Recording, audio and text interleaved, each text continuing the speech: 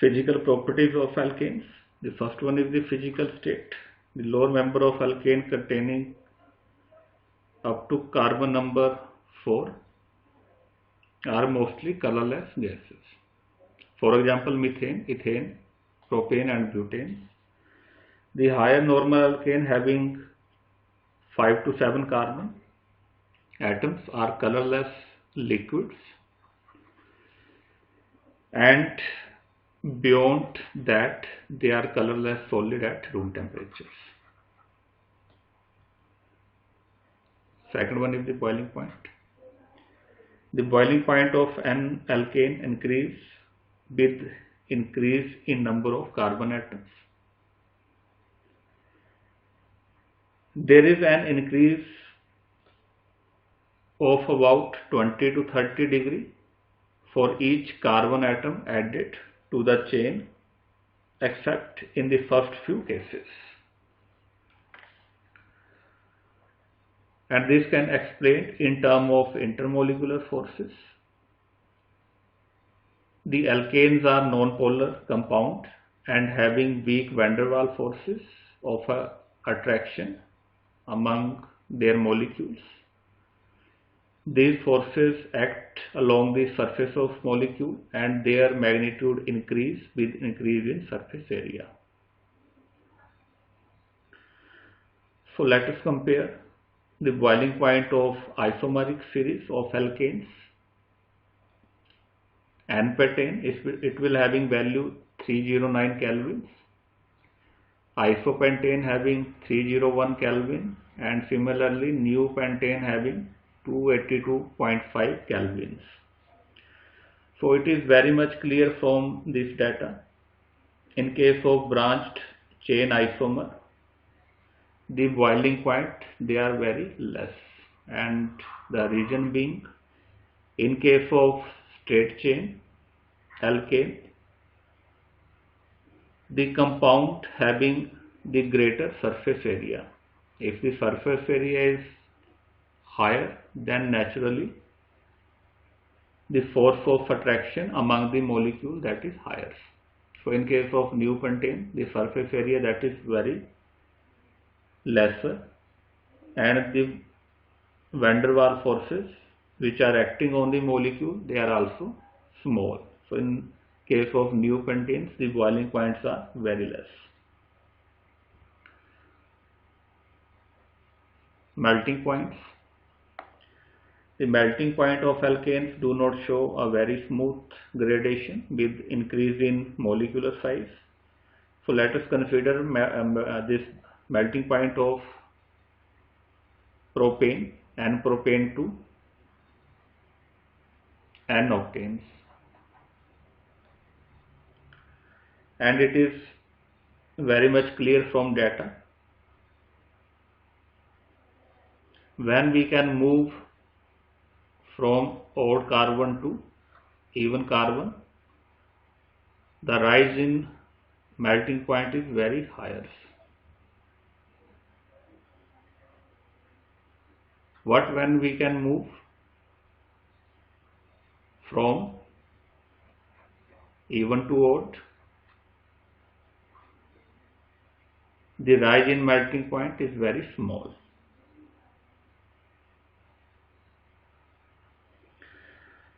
So let us explain the reason for this. So in case of alkanes, when we are considering the melting points, the intermolecular forces that will, in case of crystal, that will depend not only upon the size of the atom, but also it will depend upon the molecules fit into crystal lattice. And we know that the carbon in alkanes form zigzag type of chain rather than straight chain. Now in an alkane containing even number of carbon atoms, the terminal methyl group in this case are on opposite directions.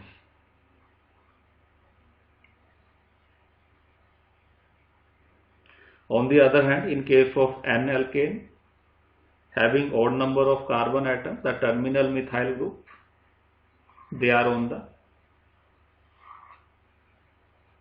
similar sides. It appears that alkane having odd number of carbon atoms do not fit into the crystal lattice as comparison to the alkane that will having the even number of carbons.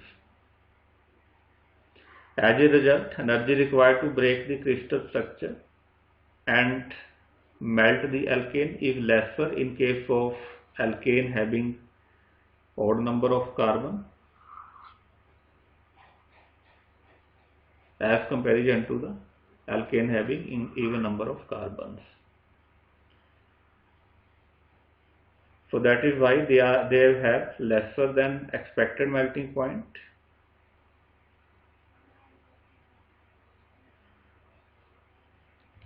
Then specific gravity. The specific gravity of alkane also increase with increase in molecular weight, but it become constant at 0.8, and this can reflect that all the alkanes are lighter than water. The specific gravity of water, that is 1. Then solubility.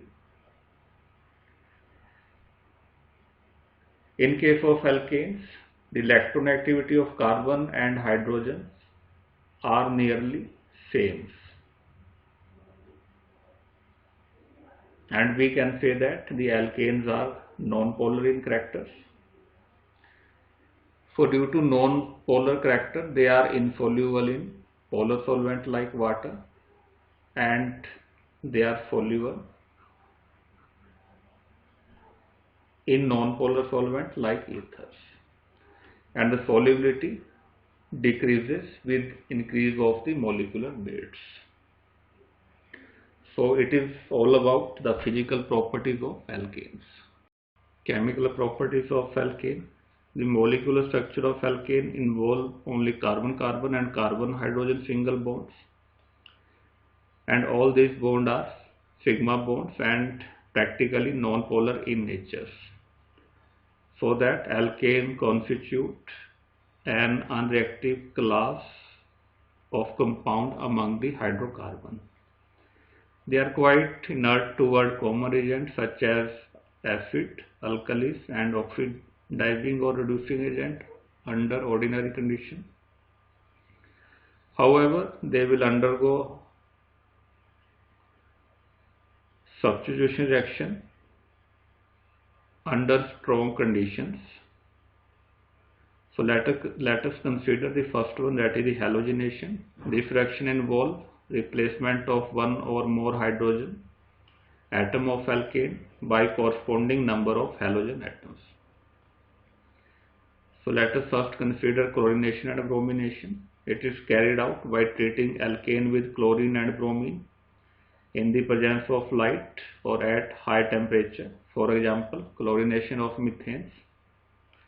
In this case, if this one hydrogen that will get replaced out, then methyl chloride will get formed. Similarly, if ethane that is subjected to bromination, then if one hydrogen that will get replaced out, ethyl bromide that will get formed. As already told that in this case all the 4 hydrogen that will get successively replaced by the halogen atom. So let us take the case of chlorination.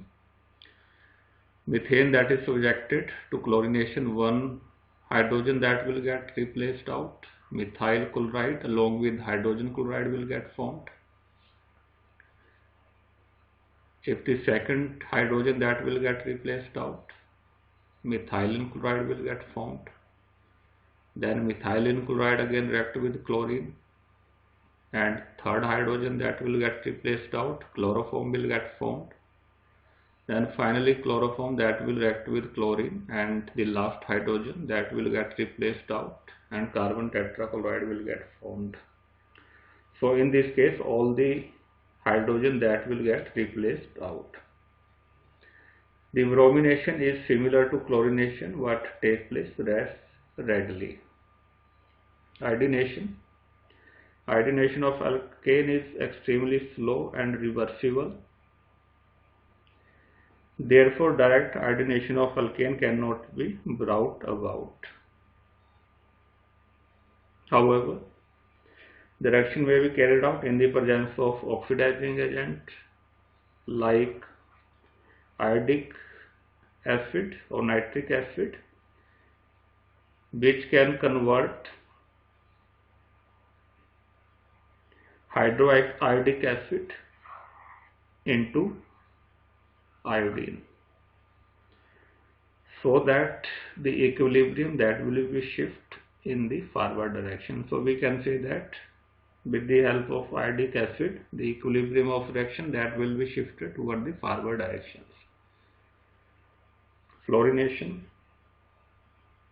Fluorination of alkane is not generally carried out because it takes place with explosive violence. Moreover, fluorination often involves extensive rupture of carbon-carbon and carbon-hydrogen bond, and in case of fluorine, the reaction will occur very vigorously. So if we can compare halogen, the reactivity of halogen toward alkane, then fluorine reacts faster as comparison to chlorine, then bromine and iodine having the least reactivity. Then halogenation of higher alkane, it can lead to the formation of isomeric halogen derivative. So let us consider the halogenation of propane. In this case, propane that is subjected to chlorination. So if hydrogen from carbon number 1 that will get replaced out, then 1 chloropropane will get formed. And if hydrogen from carbon number 2 will get replaced out, then 2 chloropropane will get formed.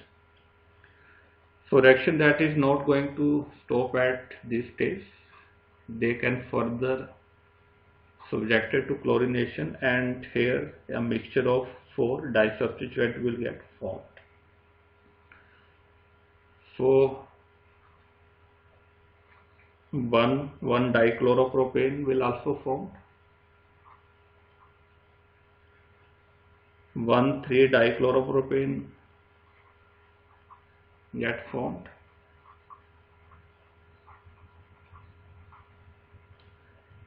1,2-dichloropropane that will get formed.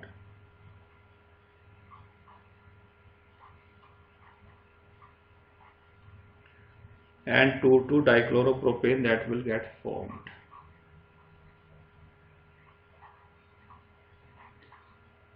So these are the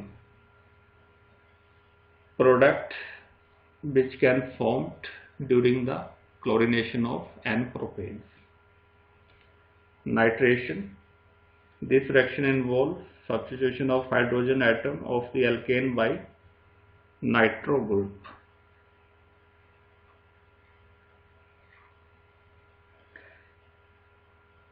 It is carried out by heating hydrocarbon in vapor state of nitric acid at about 700 Kelvin, and nitroalkane will get formed.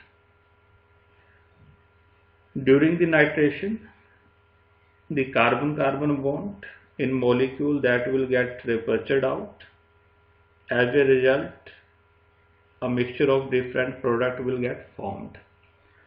So if N-propane that is subjected to nitration, 4 compound that will get formed. If hydrogen from carbon number 1 that will get replaced out, then 1 nitropropane will get formed. If hydrogen from carbon number 2 that will get replaced out, then 2 nitropropane that will get formed. And if this bond can break out,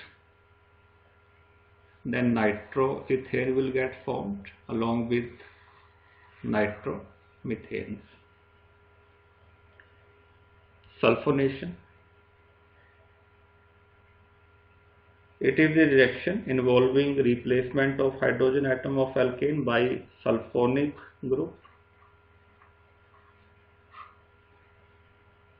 In this case, only higher alkane undergo sulfonation by reacting with fuming sulfuric acid.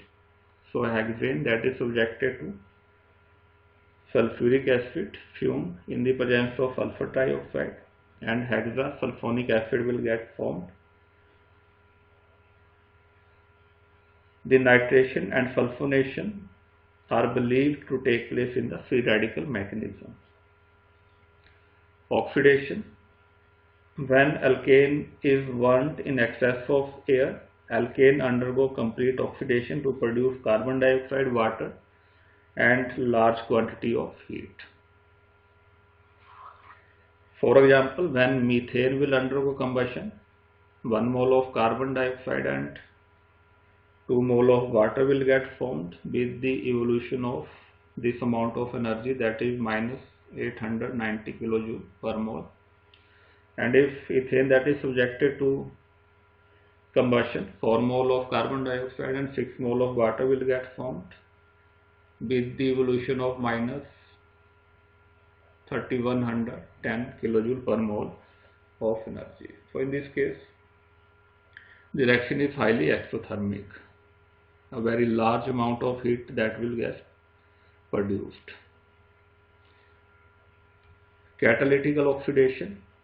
When alkane is heated in regulated supply of air at high pressure and in the presence of suitable metallic catalyst, in that case lower alkane are oxidized to alcohol and aldehyde, and higher alkane yield a long chain of fatty acids. For example, when mixture of methane and oxygen in suitable proportion at 475 Kelvin and 100 atmospheric pressure is passed to copper tube, then it will get converted into methanol. Similarly, when mixture of methane and oxygen that is passed through heated molybdenum oxide, then formaldehyde that will get formed.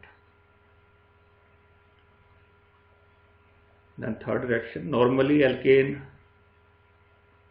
resists action of oxidizing agent such as potassium permanganate, but alkane that will containing tertiary hydrogen like isobutane can be oxidized by alkaline KMnO4 and tertiary butyl alcohol that will get formed. Thermal decomposition or pyrolysis. This process involves the decomposition of bigger molecule into number of simple molecule by the action of heat. When alkane that is subjected to pyrolysis, it yields small molecules. For example, N-propane, it is decomposed at 735 Kelvin. The decomposition of carbon-carbon bond as well carbon-hydrogen bond, it can yield ethylene, methane with 55% proportion and propylene and hydrogen with 45% proportions.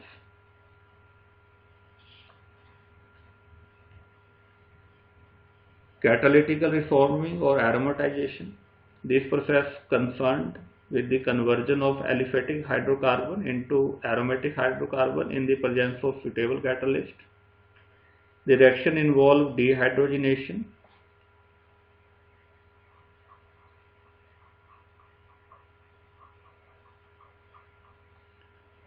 cyclization,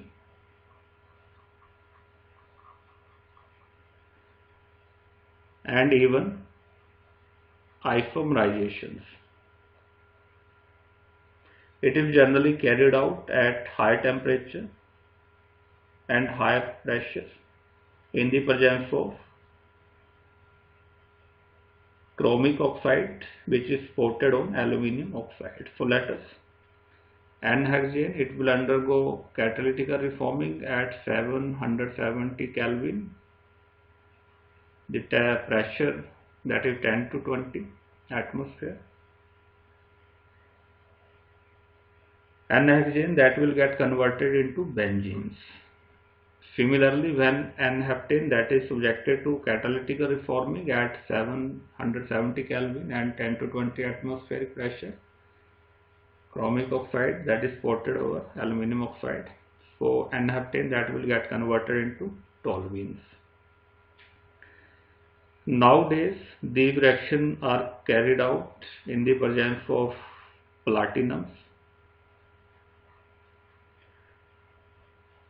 So these reactions sometimes termed as platiforms.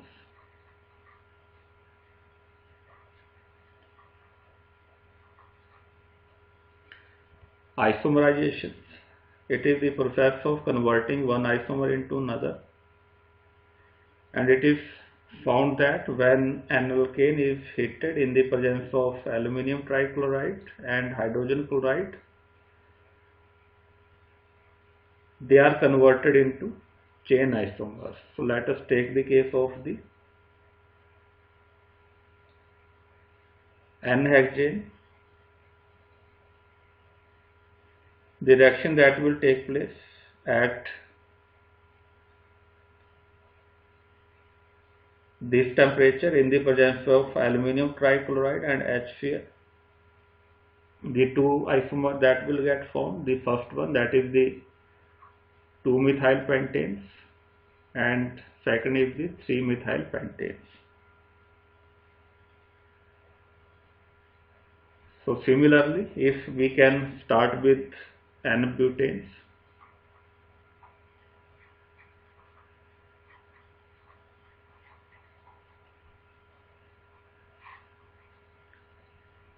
at 375 Kelvin in the presence of aluminum trichloride, then isobutane that will get formed.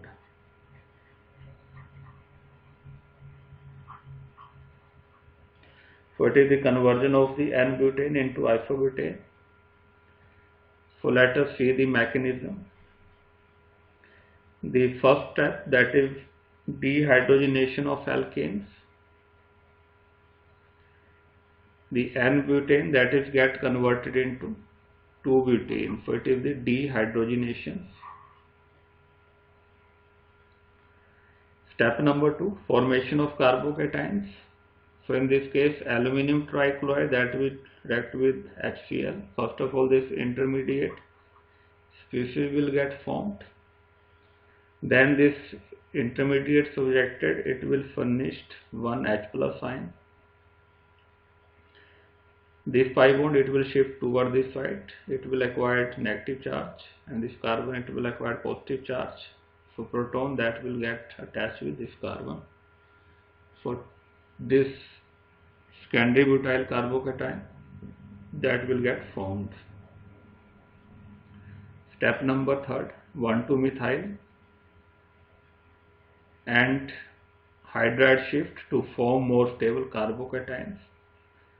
So this is the secondary carbocations. It will undergo 1,2-methyl shift. This methyl, it will shift it toward this side, and positive charge comes on this carbon. So this, first of all, this primary carbocation that will get formed. Finally, there is 1,2 hydride shift, and this tertiary butyl carbocation that will get formed. Step number 4, hydride abstraction from alkanes. So in this case, the tertiary butyl carbocation, it can abstract